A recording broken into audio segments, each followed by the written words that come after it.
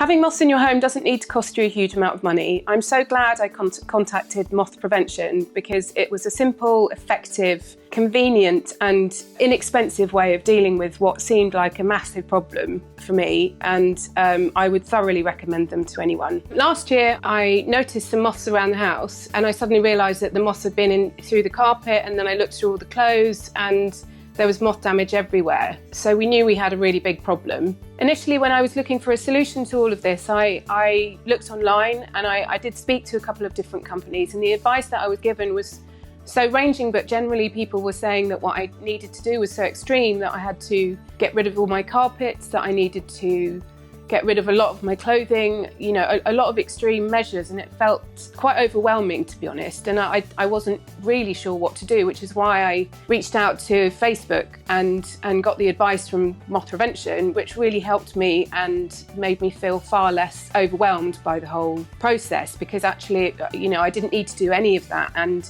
I would have gone in there ready to get rid of all the carpets and all my clothes, and actually you don't need to do all of that, because the kit that you get from Moth Prevention is so effective in the way that it works that it saved all of my carpets and pretty much all of my clothes, and I haven't had a problem with moths since. If you discover any moths in your house, don't wait to see if it's a problem or use fly spray. Just get in touch with Moth Prevention, buy one of their kits, make sure that you use them, because you can't always see where they're laying eggs or the damage that they're doing until it's sometimes too late. I still buy the moth traps just